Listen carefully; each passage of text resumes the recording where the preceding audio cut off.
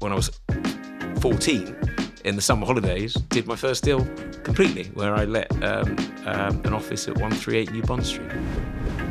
And I've learned from that moment on, and it's kind of stood me in good stead, I think, that the majority of investors, not all, but the majority of investors are entrepreneurial, they are opportunistic, and they'll buy, it doesn't matter whether they buy offices, retail, industrial, hotels, student, data centres, they don't really care, it's just about making money.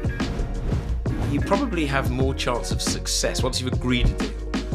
The chances of success are probably greater with people who have raised money, because they've got a vested interest in the success of it. So they've raised the money, they want to deploy that cash, and so they will kind of fight a lot harder when problems come up to solve them, rather than the high net worth who might just think, as I said before, this is a lot of hassle. They basically, as I was there, put down a deposit to buy 4 flats. And I thought, wow, that's quite incredible, isn't it? And their plan was to knock them together. And those 2 brothers were the Candy brothers.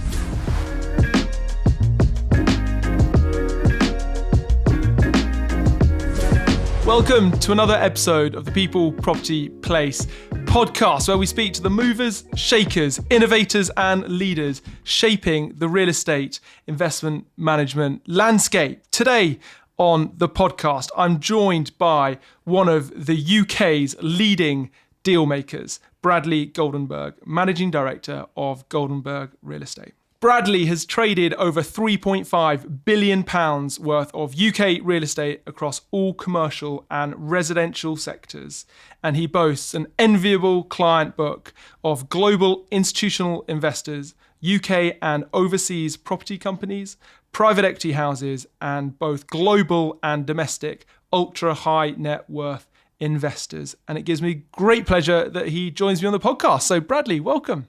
Hey, Matt, thank you very much. Not at all. Well, look, as you know, I speak with a lot of institutional clients, but I'm really excited to kind of dive into your background as a kind of more niche player in the space, someone who's transacted a phenomenal amount of real estate, and someone who boasts billionaires as clients through to institutional clients as well. But before we kind of get on to kind of the present day, where you see the market, and a little bit about what you do day to day, can we throw it back, and can you give me a little bit of early context to kind of how and why you got into real estate? Well, really, Matt, I didn't have much choice. My father and my uncle were in the business. They set up in 1972. And the interesting story there was that my uncle was studying estate management at Reading, and my father, who'd left school at 14, was a hairdresser to the stars in those days.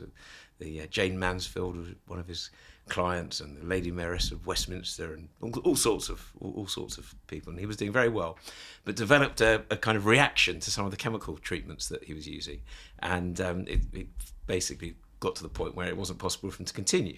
So my uncle was just, as I said, he was just qualifying from Reading, and he just at the same time was working in a West End commercial estate agency, and decided he was setting up on his own, and said to my dad, well, look, you can't do that. Why don't you come and join me, and we'll set up together. So in 1972, they set up what was then called Goldenberg and Company, and my father became probably the leading, certainly the leading agent for the prime retail market in central London. So he transacted almost every building at one stage of his career in the likes of Bond Street, Sloane Street, Regent Street, etc., predominantly on the tenant side, so acting for the likes of Gucci and Van Cleef and Graff and Prada, all of these sorts of top end brands that most of which are still in Bond Street today, albeit having moved up and down the street probably a few times. So I was sort of brought up in that property environment, and as a kid, in the school holidays, I used to go into the office with him and learn quite a lot. And people never quite believe me, but it's true that I offered my first property to a prospective tenant aged 7 years old. 7? So I was walking down Carnaby Street with my dad, and there were various empty shops there. And I said, Dad, wouldn't it be amazing if Arsenal, I'm a big Arsenal fan, but if Arsenal had a shop here in Carnaby Street selling football kits, or even if England had a shop selling football kits? He said, well, I'll tell you what, why don't you offer them a couple of these shops? So I went back to the office and I sat with his secretary, and between us, we could have created a letter, which was sent to both of those entities, to Arsenal and to Ted Croker, who was then I think the chairman of the Football Association, and offered them these shops. And obviously, I signed the letter afterwards, feeling very grown up and very proud of myself. Unfortunately, they both wrote back subsequently, said they weren't interested, albeit, of course, many years later, the retail world of football kits has become quite a big one. So that was my first foray into actually interacting with a client, even though I suppose technically they weren't clients because they didn't do the deal. And anyway, I carried on, in the school holidays. I really did enjoy spending time with my dad and learning from him. And then actually, when I was 14, in the summer holidays, did my first deal completely, where I let an office at 138 New Bond Street. In the summer holidays, having learnt from my dad, my uncle, and other people in the office what to do. It was a Friday afternoon. Everyone else was out having lunch. But of course, they wouldn't let me in the Guinea when I was 14, which was down the road. So the Guinea was still the hot spot back then? Oh, it always has been. Yeah. Our office was in Bruton Place. The family, in those days, that's where the office was, Bruton Place. So, we were pretty close to the Guinea. So they wouldn't let you out, but you were kind of looking out the window. Yeah, something like that. Anyway, so I'm sitting there having a sandwich, and in those days, you used to advertise. One of the primary places to advertise property to let was the Evening Standard, the classified ads at the back. So this chap comes into the office, and I could hear a voice outside talking to the receptionist, and he came in with a copy of the paper, and he said, "I'd like to see this office." So the receptionist brought him into the office, into the room that I was in, introduced me, and he said, "Can you take me?" I said, "Well, the chap dealing with it's out at lunch. Could you wait a little bit? Because now I need to go back to Hungary, which is where he was from, this afternoon, and so I want to see it now." So I took him to the office, showed him round, and he said, "I'll take it." So he said, "Okay, let's go back to your office." So he came back to the office, and I was hoping that the guy that was doing the office lettings might be back from lunch, but sod's law, Friday, not much of a chance of him coming back early. And so the guy said, "Look, I want to get on with it." So I kind of knew what was required, and filled out some forms and dictated some letters and this, that, and the other. And then when they came back from lunch, I said, "Oh, by the way," I said, 138 New Bond Street's under offer now. And the deal happened, and that was my first deal. What was their response when you said? Oh, they were. I think they thought that was I was winding them up. But it came good. But it came good. The Hungarian chap, he came good on his promise, and he came good, did the deal, and from memory, his business was called Euro U Stamp Collector. He was it was a stamp dealer basically. And that was. So did your first deal at 14? I think that might be a record I hope so. on the podcast. And so what, dropped out of school and carried on, or did you kind of finish your formal education before getting formally into the real estate space? Well, I did my obviously GCSEs and A-levels. Started off at university, but to be honest, academia wasn't my favourite route. I probably made the mistake. I don't have many regrets, but one was probably the fact that I decided to stay in London to do university, because obviously I missed out on the student life, and I did a year at East London University studying estate management. I used to drive in through the East End, through some of the Hackney and some of the factories around, the clothing factories, and I used to find some ways to sort of buy and sell and trade things. And when you then turn up at uni and everyone's kind of strapped for cash and you've got a few $100 in your pocket from because you've been doing just selling stuff, it got to a point where I couldn't. The motivation to continue studying just wasn't there. And you knew the writing was on the wall, right, in terms of what you were going to go on to do. Well, was it a case of, do I really need this qualification, or do I need to go to university because I know what my life's calling is going to be? It's really interesting because, of course, when you study estate management, there are so many parts to it that aren't necessarily relevant to trying to be successful and to make significant money, basically. Unless you obviously want to go and be a valuer and you need a professional qualification in order to do that, right? Yeah, but that was never ever going to be my intention. My intention was always going to be to try and do deals. At the time, did I know what that looked like? No. I didn't know whether I'd be a retail agent, an office agent, an investment agent, or I had no idea. But what I did know was knowing about some of the sort of more technical side of what I was being taught didn't excite me very much. So on the one hand, I'm looking at something that doesn't excite me versus something that, earning some money down the road that did excite me. And so that's the route that I decided to go down. And it wasn't smooth sailing. I never, the intention at that point wasn't to then go into what was then, I suppose, a family business, because I didn't feel that I deserved to go into the family business, because I hadn't really done what I'd set out to do when I finished my A-levels, which was to study and get a RSCS qualification and a degree. So I went away that summer and did a bit of work here and there outside of property and travelling a bit, and then I remember phoning my dad and saying, look, I've decided I'm not going back to uni. And he wasn't best pleased, perhaps also for the fact I would have been the first member of the family to have gone to university or to have continued in university. Sorry, I didn't say, I told him that I wasn't going to continue. I was kind of in a state of flux for a bit, talking to a few people I knew in the industry to try and position myself to get a job. And then my dad and I had this conversation, and my uncle as well, and they wanted me to go and work for them. And it didn't really sit that well with me, the possibility of going to work for a rival company and being, I wouldn't really been in competition because I was only a youngster, but, nonetheless, working for someone else didn't seem like that. In the same industry, didn't seem like that. Yeah, it's interesting because some people who that I've spoken to over the years, whose parents, or there's a family business of sorts, they go straight into the family business and that's just all they've known. And others, it's very much you can't join. Go and do your education or your schooling elsewhere. Go and see that there's a world outside and go and learn some other skills, and then come and join at the appropriate time and bring those learnings to us. You went straight in, did you?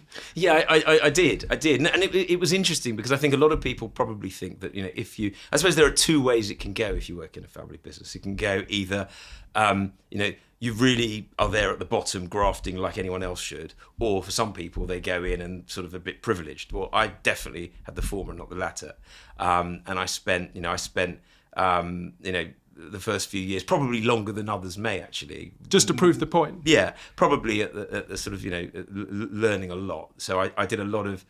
I sort of went around the different sort of departments that we had at the time. So I did, retail agency, office agency, industrial agency. And to be honest, in those days, that was all it was. There were no alternatives. People didn't invest in other things or do other things. But it was mainly occupational work initially. And I did occupational work in those three disciplines for probably 4 or 5 years. And then suddenly got attracted to the idea of investment. And I suppose the benefit, and it's still a benefit today, I suppose, of having really understood the office market in terms of lettings, the retail letting market, the industrial letting market, is that I could understand how properties were occupied by tenants and that sort of thing. And that enabled me then to be more broad brushed when it came into dealing with investment. Because you've got the perspective of an occupier and how they would look at a particular building, and then that will inform how an investor could fundamentally make money out of it. Yeah, exactly. And I suppose it particularly helped because when I then did go into investment, I found that you go and sit with an investor and they tell you what they would want to buy. So I remember going to see a particular investor in Mayfair and him explaining to me, look, I want to buy Mayfair office buildings. And so I would we'd find Mayfair office buildings that could be sourced either on the market or off the market and sort of, speak to him on the phone or fax them through, whatever it was in those days, telex even maybe. And then you sort of get no feedback, and I chase up after a few days or a week or whatever. I said, well, I've sent you these buildings, where's some feedback if you could, please. No, I'm really, really sorry. I just bought a shopping centre in Manchester. And I've learned from that moment on, and it's kind of stood me in good stead, I think, that the majority of investors, not all, but the majority of investors are entrepreneurial, they are opportunistic, and they'll buy, it doesn't matter whether they buy offices, retail, industrial, hotels, student, data centres, they don't really care. It's just about making money. And I think that gave me the ability then to having the fallback of having understood those sectors. Admittedly, they were all in London, but ultimately it's the same idea.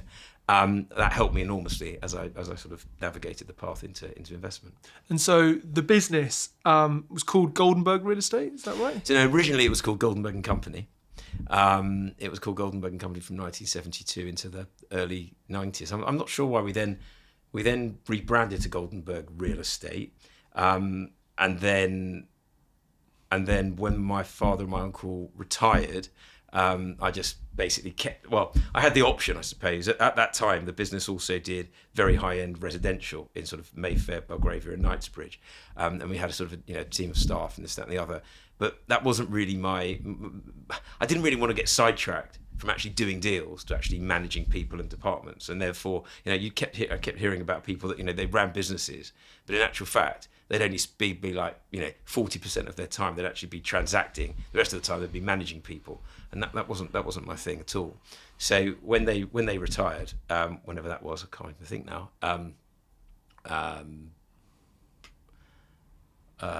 mid 2000s or something like that. I think I had the opportunity, as I said, to either carry it on or just, effectively just do what I did. And that's what I decided to do. So we sort of wound those different bits and pieces down, and I just carried on doing investment deals. So the business, when you joined, it was mainly occupational transactional work.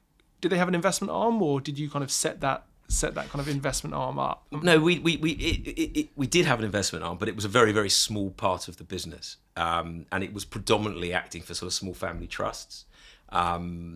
So more conservative types of investments and so on. But it wasn't a hugely significant part of the business at that time. And what was it about investment that kind of drew you in over kind of occupational agency that was of particular interest that you wanted to focus on?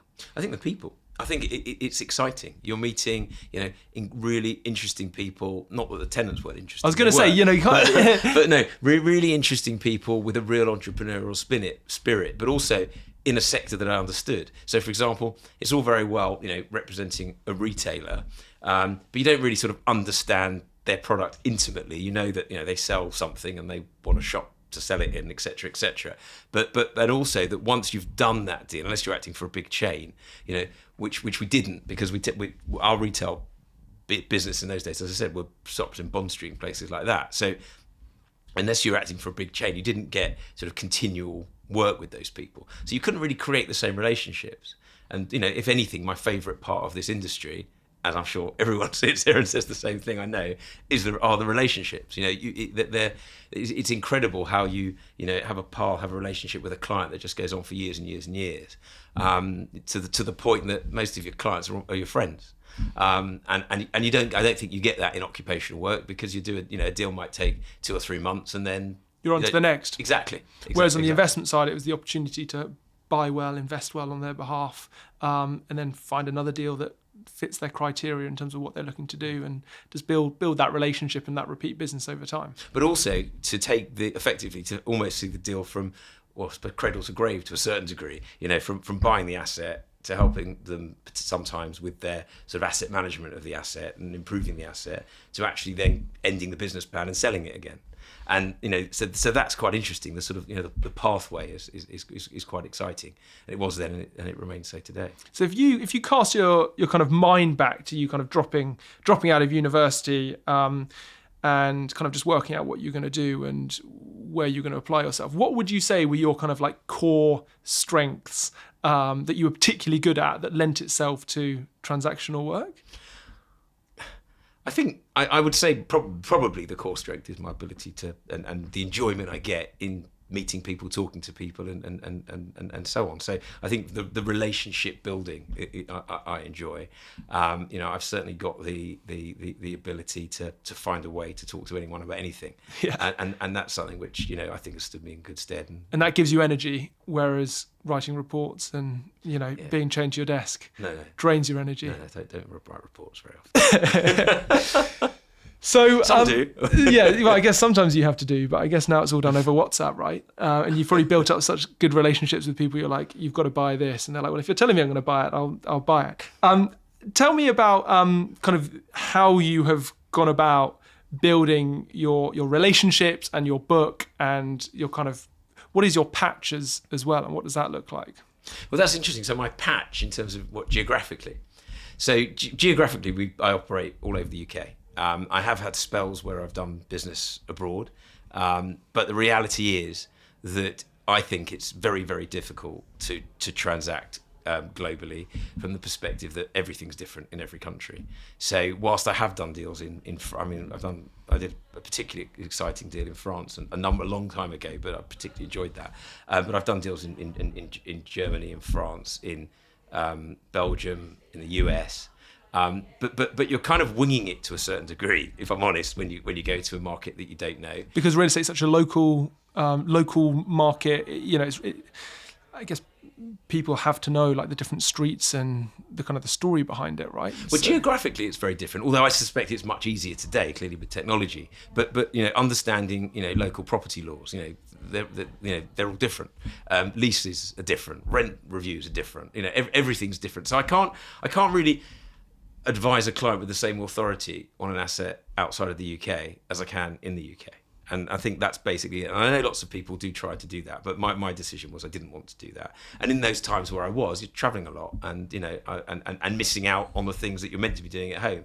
So my preference after a little while was to not do that anymore. So you focused on the UK, and did you kind of think, I just want to be a central London expert, but you kind of had FOMO and missing out on other opportunities, or did your kind of clients take you to kind of other parts of the UK? How did that kind of evolve and expand in terms of that being your kind of patch? Well, I suppose different clients look for different things. So, for example, most of the clients that say overseas clients, the majority of them won't go outside of London. Some of them won't go out of Mayfair. I mean, it's really all about London for them. However, with funds and more UK based investors, they'll be a bit more adventurous, so they will. But the reality is, the lot sizes are larger in London.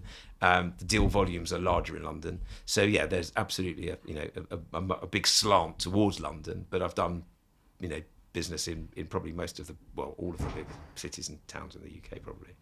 In terms of kind of the business and taking it forward, did you want to kind of run a team, build a team out, and take a bit of a step back, or did you always want to be on the tools? And what was and I'm assuming that is the case. What was the rationale behind wanting to not have a big team and run a big agency? And well, the main reason I suppose is really based upon what I said before about when it was the family business. In that, I think that having lots of people requires managing people, and that gets you away from really the intention when you sort of when I get out of bed in the morning to try and do deals, and that's what I enjoy doing. And so whilst I have had over the years, I've had people. I mean, I've got a remote PA, for example. But in terms of people that are actually fee earners, over the years I've had people working with me. But it's never been my most enjoyable time. No disrespect to those particular people, because they were very nice and I really enjoyed working with them. But it always resulted in me at the end of each day thinking, well, I spent this much time, coaching him to do this. Whereas have I missed out on an opportunity if I could just do it yourself? Yeah. And I guess if you're not looking to kind of build an extra business, there's no need to do that. And have you ever thought about going and working for a kind of a larger agency? Well, I've had over the years there've been approaches from people, but it's not something that would ever interest me. Because all you hear about in the big firms is all of the non-productive moments that they have during a day, and it just goes back to the same thing. It just doesn't interest me to be doing that. In terms of being sat in meetings for meeting's sake, or playing the political game. No, not me. That's not you at all. So, talk to me about how you've built up your client book. Does the client book come first, or does sourcing the deal and building your relationships with other agents and finding product come first? No, I think the clients come first, because if you know what the client wants, you can find them the deal. The other way around, I don't think works as well for me. But the client base, I think the reality is when you're doing business, and you can demonstrate the deals you're doing, people will always talk to you. If you know what someone wants to buy, and they'll always talk to you. And that's sort of the approach that I had initially, because of course you've got to start from somewhere. And so those relationships would then lead to either doing other deals with those people, them introducing me, or the number of people that would approach me off the back of a deal that I've done, which actually nowadays is very interesting, because when you're looking at things like LinkedIn, social media, etc., people are hearing about deals that you've done sometimes, and they'll say, "Oh, you sold this building. I'd also like a building in that street." Or in that area, or a building like that. So they want to tap you for your expertise, knowledge, connections, etc. Yeah. And how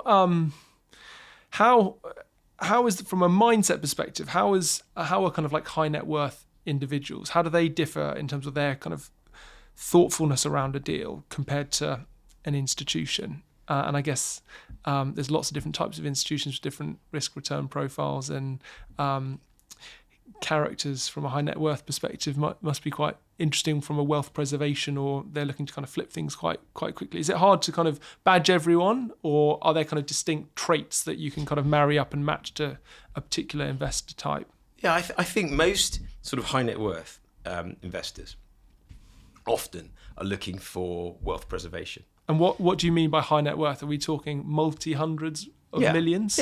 Yeah. So ultra high net worths, that sort of thing. That sort of base level, I suppose. Traditionally, they'll have made money outside of property. They'll have made money in whatever it may be, tech, finance, whatever. They will then, have money that they want to invest in real estate because it's obviously a sensible asset class, and they will want to normally buy with the intention of keeping forever.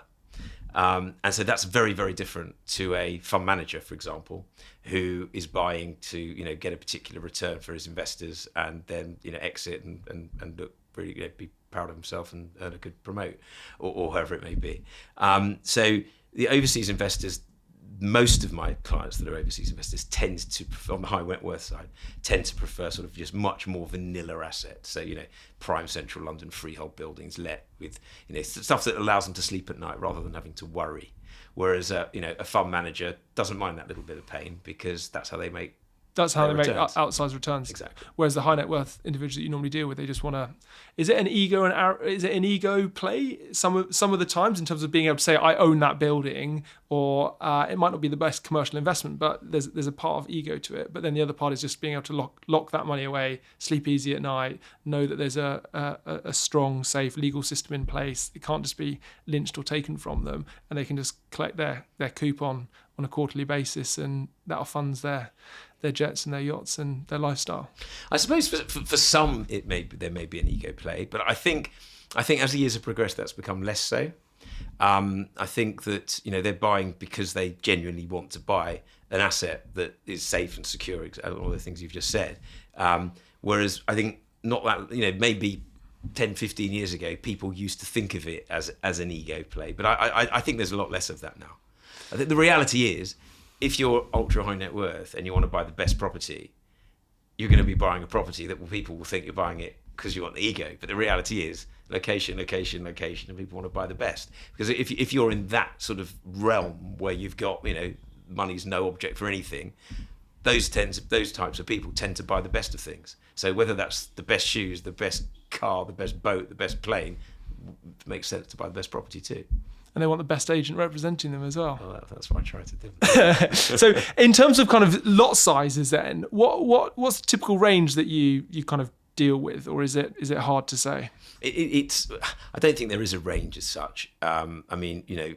We'll help a client buy a building or sell a building for a few £1 million up to hundreds of millions of pounds. It's not about the lot size. It's about facilitating the client and getting them what they want. And do you spend a lot of time, well, clearly you must spend a lot of time having to protect your own time and only spend time with people that are actually going to transact or are actually serious. So you must have to do a fair bit of kind of DD or sussing out to work out who you're going to allocate your time with, because that's what you're trading fundamentally. You don't want to be a busy fool working or representing people that actually are never going to come through. How do you reconcile that, and how do you try and work out who to spend time with versus who not to, and how to manage your own kind of diary? Because obviously I'm a headhunter, I'm an agent. I mean, it's a similar kind of skill set and process. And also the other part to that is who's your client avatar as well, in terms of who you focus on.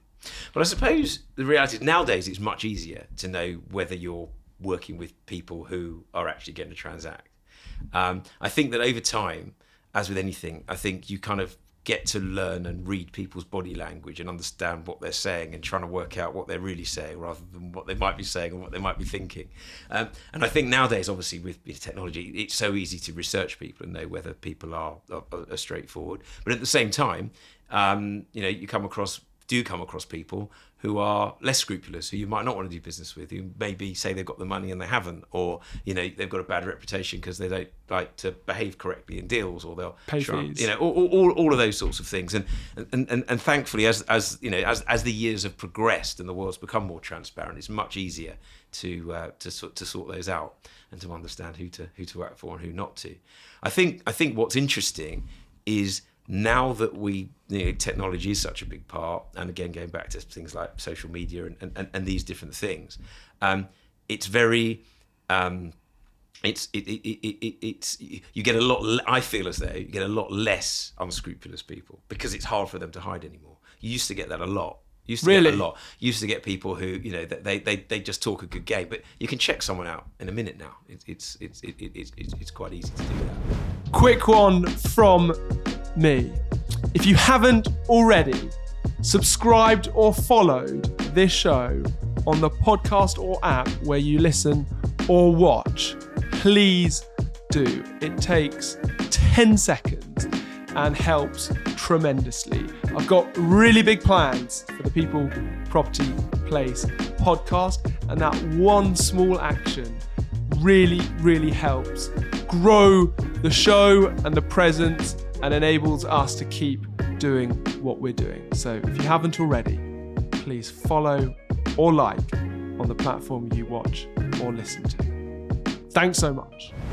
And so in terms of then being able to focus on the types of deals, it's actually building those relationships and checking those people out to know kind of what they're after, and then committing the time, effort and energy once you've built up that relationship to actually go and transact or find the types of deals that they're after. And do you do that through your kind of extensive connections and network of agents who kind of bring on-market and off-market properties, or what are the other kind of methods that you use to try and deal source? Well, I suppose there are two things. The agency world is incredible. I mean, it's a really, it's a very close-knit community, despite the fact that there's clearly a lot of investment agents out there. It is a very close-knit community, and a lot of transactions do obviously happen agent to agent, but then at the same time, there are the beauty of having been involved in the industry for so long and being able to go back to my dad's day and my uncle's times are that those relationships are really deep, and so often when we're involved in a deal, because of those deep relationships, there'll be a connection on the other side. Whether it's having a good relationship with the seller or their agent or their lawyer or something, and tapping into those relationships really do help sort of oil the wheels of the transaction and make it run more smoothly. AI is obviously coming thick and fast, right? And there's commentators in the market that talk about it kind of revolutionising the way that the real estate market operates, and I've got no doubt that it absolutely will do in some aspects. One of the things that technology has tried to infiltrate is the agent network. Yeah. The agents have been quite reluctant to adopt that. How do you see technology or AI being able to kind of improve the experience, and do you think it will ever replace the need for agents as well? I don't think it will ever replace the need for agents. I don't believe that at all. I think that it's a very vital, embracing technology in anything is important. If you don't, you just get left behind. And it's enabled us to do a lot more things. It's kind of ironic, really, because AI enables you to do your sort of due diligence a lot, and other technologies to do your due diligence in a much swifter way. But what it hasn't done, bizarrely, is enabled the deal, once you've got the deal agreed, to actually make the due diligence process speed up. So the irony is, we've got all this technology in AI, but every deals now take longer than they ever used to. And which is kind of doesn't make any sense, does it? Is that because people are overanalyzing or oversynthesizing or overthinking, or there's just layers and layers and layers of investment committee to get it through? Or well, it depends, because the investment committee is only really relevant to sort of funds and propcos and so on. Yeah, high net worth. With high net worth, the investment committee is them. No, it's not that. It's really I think the legal process, which still makes no sense, because an AI bot should be able to read a lease, read a title, report on it, and do it all pretty much instantly. But even though lawyers are using those AI for doing that, for those functions, deals still seem to stay, as I said, longer than ever. So, you know, I haven't quite got to the bottom of it. I don't think anyone has, but it is a big frustration. I mean, we've got a deal on at the moment, for example, where I think we agreed to exchange contracts in 5 days. And that was 7 weeks ago. And it's all just been snarled up in legal, different bits and pieces that have come up, which really should be solved. And you'd think that technology would be able to grease that and make it a little bit smoother. Exactly. Do you think, in part, anything is to do with agents' reluctance to be kind of cut out or lose that kind of interpersonal, you help me, I help you, we feed kind of deals and self-preservation, or well, look, I think there are different agents working different ways. Some agents get to the point where they feel as though that once they've agreed heads of terms, their job's done. Those guys, will struggle. That's not how it works anymore. And it was like that for the majority of the time, because lawyers actually, the lawyers didn't really like agents being involved. But nowadays, the relationship between a lawyer and an agent, I think, is really vital to a transaction's success, and that's particularly relevant with clients from out of town, so overseas clients, because lots of overseas clients, remember, they've been successful in whatever it is, they want to buy an asset in London, but again, like I said before about me not wanting to go to transact in other countries anymore, when people come here and they see what they think are issues, but I know and the lawyer knows these are just bog standard problems we just got to get around, it could make them think, actually, I want to give up. So traditionally what would happen is the lawyer then would report the issues to the client. The client would be like completely flummoxed. I don't understand what that's about. This is too much trouble. Let's just drop it. Whereas if the relationship between the agent and the lawyer is strong, then when a problem arises, the lawyer will speak to the agent, and between us, we'll try and solve give the problem. A heads up, exactly, and come with solutions rather than just problems. Exactly, and that's the way. That's the way that I work. And I would say that a big part of my day is problem solving. It's firefighting. To solve an issue, so I can present the solved problem to the client, because you've still got to tell them about the problem. Albeit often they're not actually problems. They're just different quirks in our landlord and tenant law or whatever it may be. Have you ever felt not being kind of MRICS qualified has ever held you back? No. Because I'm not involved with the technical parts of a transaction. It's not what I do. I don't do building surveys. I don't do those sorts of things. And I think to be an investment agent it's entrepreneurial, and I think that you've got to be able to move quickly, think quickly, be agile. Yeah, I was gonna say, what are the best traits of the best agents that you've worked with and seen? What do people really have to excel at or exhibit to be able to succeed? Well, I think when you're an agent, I suppose the first. It's a bit like when you talk about first to market. So you become aware of a building, or you see a building that you think can be bought, and the first thing that sort of goes through your head, right, who would this suit? And you want to get to the right buyer before someone else, because it's competitive. If a building's on the market, and it goes on the market, and 100 agents see this building, then you want to be the one that gets to the right buyer first. So the most important trait to me is being able to decipher immediately, right? This is the parameter of this deal. This is where it is. This is what it is. This is what the lot size is. The return profile, the business plan. Yeah. Who's the best buyer? And that to me is the most. And so is that just like your brain's ability to be able to problem solve and kind of recall information really, really quickly and match that, or is it a case of having a really good database, or how do you do that? Obviously, I have a database, but my quicker database is, I think, the one in my head, because I do. You do have a knack after a while to think straight away, to be able to remember who's best for that asset and be able to place deals. That's the idea. Yeah. Out of the £3.5 billion worth of deals you've transacted, which is your favourite deal you've ever done? There's a few. Probably. I mentioned one before in Paris. That was a fun. I really enjoyed that deal because it was just kind of different. But basically, I'm going back quite a while. But we acquired the staff accommodation at Euro Disney Paris. It was a portfolio. It was a sale and leaseback actually from Euro Disney, and then we bought it and then broke it up into different packages and sold it. And that was quite an exciting deal, because it's the only time ever that you go to a meeting and then finish the meeting off in an amusement park. So it was quite bizarre. I think there were 3 of us in suits walking down Disneyland, looking rather strange. But we went for this meeting in the morning, and the train back wasn't until the evening. We thought it would be a longer meeting, and it wasn't. So what did we do? And they said, well, would you like to spend the day at Disneyland? And that was quite bizarre. But I think, I suppose another one was, I was involved in the Harrods Depository in Trevor Square. This was kind of 2002, 2003, something like that. So obviously you had the Harrods department store, Brompton Road, and then on the other side of Brompton Road is Trevor Square. And there was actually a tunnel that linked, and that was the depository where they would store all of their stock. And there was a tunnel that went underneath Brompton Road so that they could easily get the goods from A to B.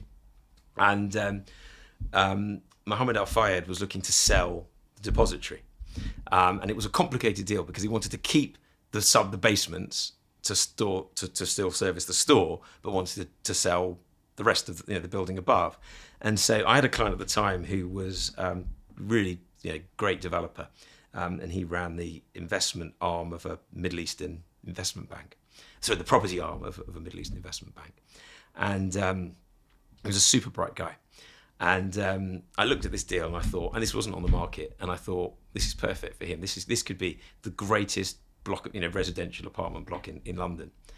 And I went to see him, and he'd come out of he was an accountant by qualification, and I literally, it was the first time I was just blown away. I went there with the information, with some plans, with a schedule of areas, and he basically did an entire development appraisal in his head in about 5 minutes. And the figure he came out with was exactly where we needed to be to do the deal. And I hadn't told him the price yet. And that was remarkable. And then off the back of that, we ended up buying it, developing it. It was probably London's first super luxury, large multi-unit scheme. I think it had 40 or 42 units, mostly flats, and some houses, some townhouses. I think we sold them at £1,200 a foot, which is not very much by today's standards. So you bought the building, advised on the development, and then ended up selling them for £1,200 quid a square foot. And did you lead on that as well? Yeah. So basically, we bought the building for, I think it was like 52.5 million, something like that, and then it was predominantly these residential units, this 40 odd, I think it was 42 units in total. Some, as I said, some houses, some flats, and then there was an office building and a retail unit on Brompton Road. And then we were brought in on the sales of the flats as well, which I think with one of the big global firms, I can't remember which. And there was a show suite that was open sort of every day, apart from Sunday, I remember. And I remember one Saturday going into the show suite just to see how things were going. And there were these 2 blokes there who I'd never seen before, never heard of. And they basically, as I was there, put down a deposit to buy 4 flats. And I thought, wow, that's quite incredible, isn't it? And their plan was to knock them together. And those 2 brothers were the Candy brothers. I was about to say, let me guess.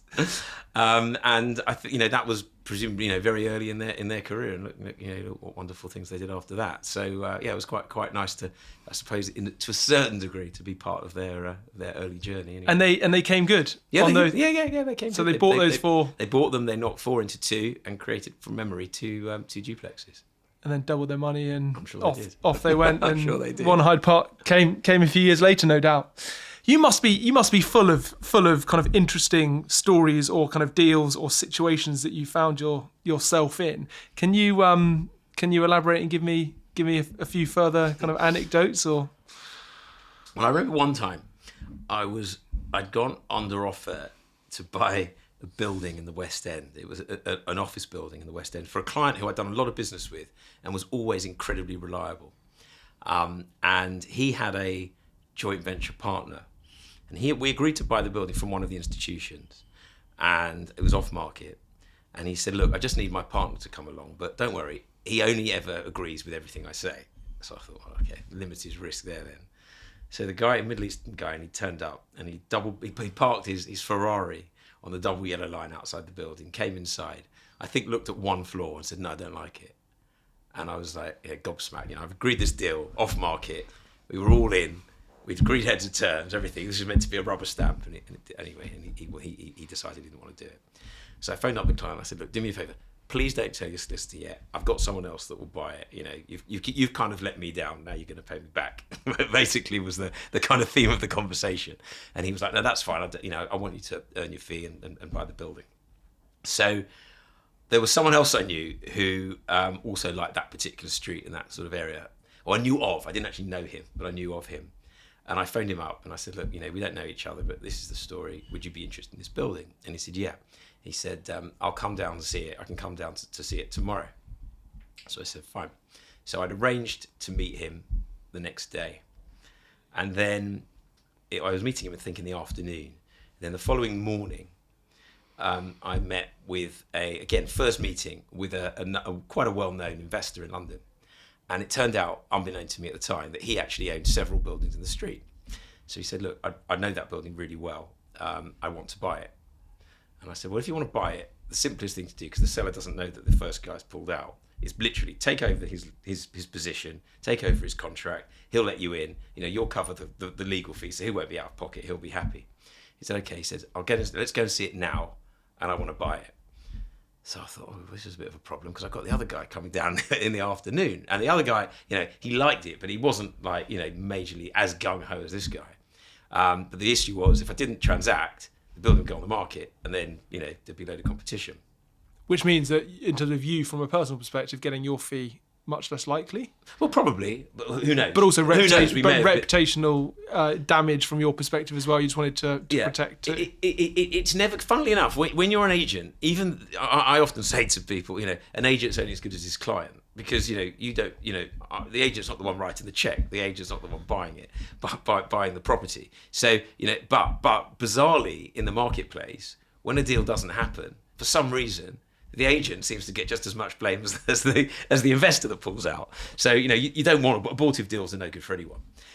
So anyway, so I thought to myself, well, what am I going to do here? I've got this guy coming this afternoon. He wants to go and see the building now and wants to buy it. It's not fair to get the guy come down. So I called him up and I said, look, I'm really sorry, we can't get into the building, which was a good call. He said, I was gonna call you because in actual fact, we haven't quite got the funds to buy this building. I was hoping that we might be able to, but I've realised since we spoke that we wouldn't. So thankfully, I made the right decision. And the guy that I was having the meeting with, we went to see it, and I think we exchanged contracts like 48 hours later. So that was quite. And he was like just playing real life Monopoly, just buying up the wider street. Basically, something like that. You must meet some proper personalities and characters, and you must be an expert at being able to read people instantly. Well, it takes a lot of time. I'd like to think I can read people instantly, and I do think that I've sort of developed that ability, and it's important because absolutely in this business don't want to be wasting your time with people who aren't going to deliver.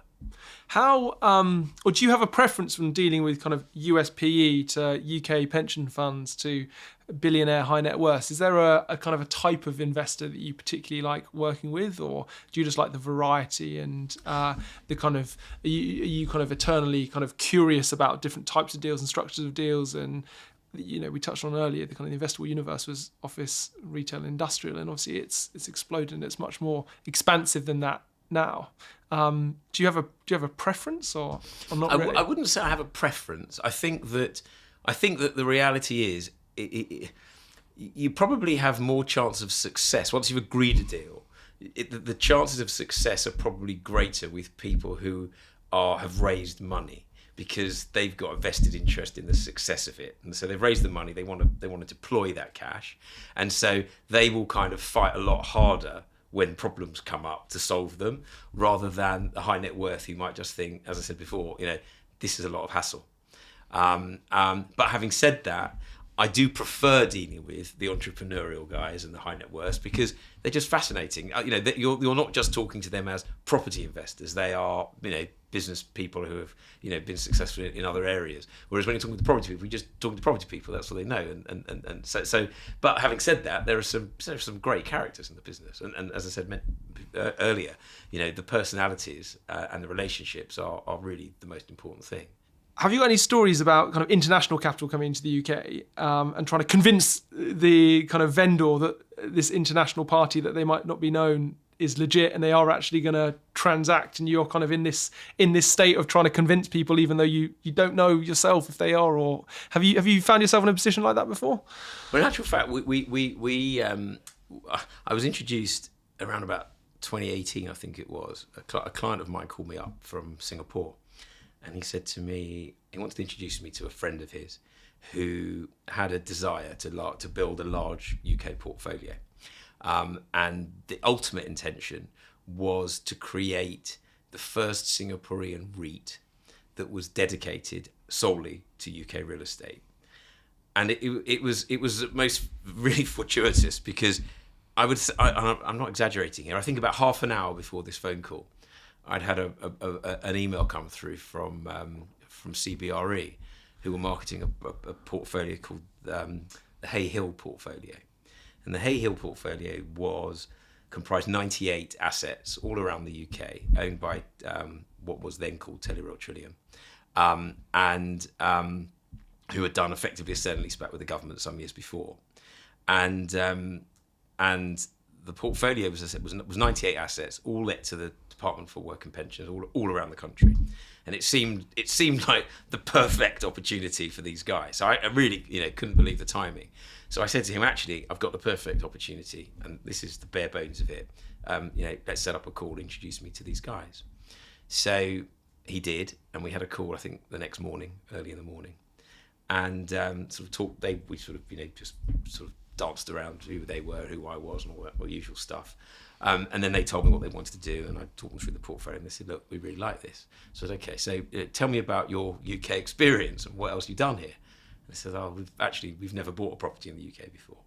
And I said, well, have you got any knowledge of the market here? He said, no, we don't. He said, but we're very good at setting up REITs in Singapore, and we're very good at managing properties in Asia. I said, okay. So let's see. I was kind of slightly concerned about how this was going to play out, but thankfully, due to the relationships that I had within the transaction,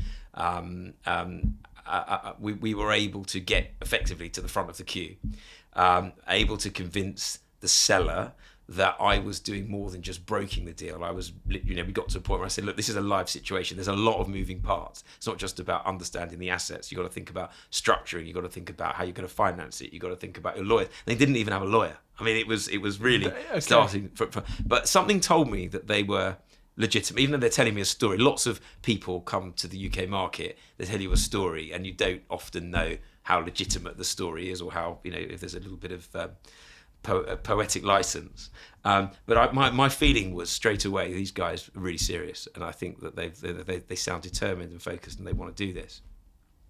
So I sat with the guys at CBRE and explained to them who they were, what we were doing, what my role was, etc., etc.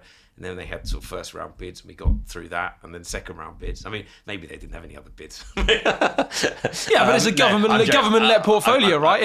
I'm joking. I know they had other bids because we knew they were from. But it got to a point where you're thinking, this is going very well, and then thankfully. We managed to basically we were successful, and that was their first deal, and it was £295 million, and then subsequently we bought another couple of $100 million for them as well, they converted the portfolio, did everything they said, converted it into a REIT, and it trades very nicely on the Singapore Stock Exchange. Amazing.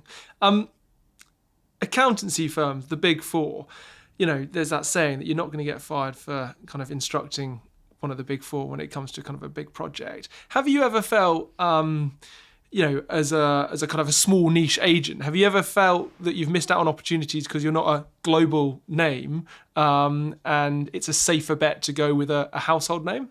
Definitely, no doubt about it. But does it bother me? No, because the reality is there are certain entities out there who will only ever go with those big firms. If the name. Yeah. Now, often we've worked in conjunction with a larger firm because we're able to explain the differences about how they work and their reach versus how I work and my reach. But yeah, of course it happens, and there's no way around that. But I think that I think that, one of the big beauties, sort of big advantage, if you like, of the market is that there are a number of smaller niche firms who perform really well and do really, really good business. And I think that in other sectors, I'm not sure, in other industries, I'm not sure you see that as much. I mean, you talk about accountancy. I mean, I don't know, if you looked at the big four accountants, I wonder what percentage of sort of global auditing, for example, is with them versus, mid-range firm or a smaller firm. And I would imagine it's very much tilted towards those big firms. And yes, of course, the big firms do the most amount of work, the most amount of business. But, clients are not always getting the same service, perhaps, as they would be dealing with the smaller firms. Yeah, and I guess, people have spun out of big firms and set up very reputable kind of leading niche practice. Yeah. Do you think the agency landscape's changing? I know we touched on tech a little bit earlier, but do you think that's going to happen more and more and more in terms of kind of niche agents coming to the fore in this kind of maybe more social media or kind of democratized world we live in? I think it's easier because lot sizes have got bigger, I think it's easier for people to do deals, to be successful, because you don't necessarily need to do that many deals to do well in terms of a fee. And I think there are some amazing people out there, have come out of the big firms, as you said, started up niche firms, and they've not only have they taken on the big firm, but they've beaten them. They're doing more business in that sector than the large firm they left, and that's incredible. But I do believe that most of those people, the place where these independents learn the most is when they are with the large firms. And I think that those guys that come out, they learn fantastically well. And that pedigree really sets them up, I think, very nicely. Lots of commentators are saying it's kind of the end of one cycle and the start of a new cycle. As we sit here today, towards the end of August, what's your take on the market, and where do you see the opportunities? Well, I think there's obviously there's a wider breadth to the industry nowadays. So, it's not just office, retail, industrial. We've got all of these other sectors, such as student data centres, hotels, life sciences, all of these different things. And I think that those themes are definitely gathering pace, and there's no doubt about it. There's a lot of uncertainty still, albeit perhaps it's probably misguided, but around the office and retail market. It's probably, the office sector, I think, is more misguided. I think those that sort of felt and called the death of the office are fast learning that that's not the case. You just need to go into buildings now and see how welcoming they can be versus how they used to be. And I think people have learned that productivity doesn't improve by sitting at home.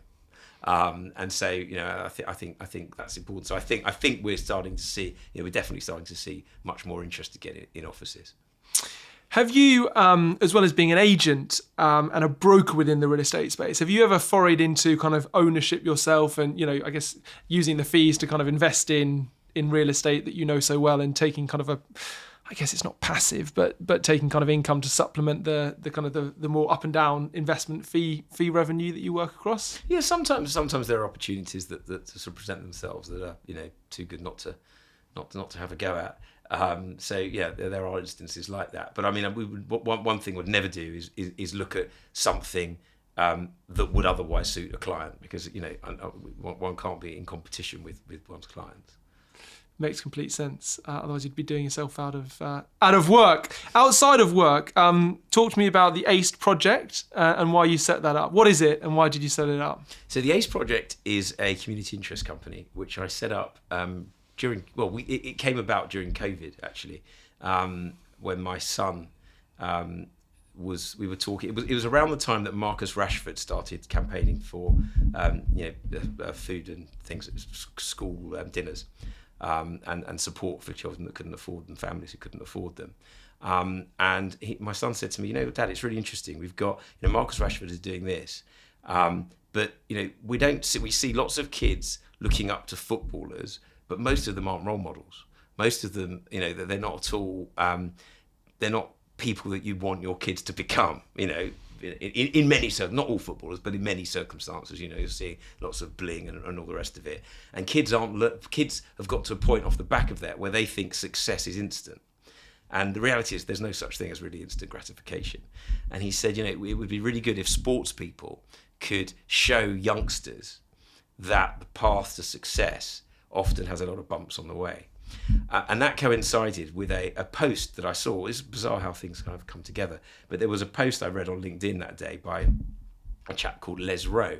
And Les is the dad of Emile Smith-Rowe, who was a fantastic Arsenal player, graduate of Arsenal's Hale End Academy, who unfortunately just recently moved to Fulham. Well, unfortunate for Arsenal fans anyway, probably very fortunate for Fulham fans because he's a great player. But anyway, Les wrote this piece where talking about how his son Emile had done something charitable with Leah Williamson, who's the Lionesses captain.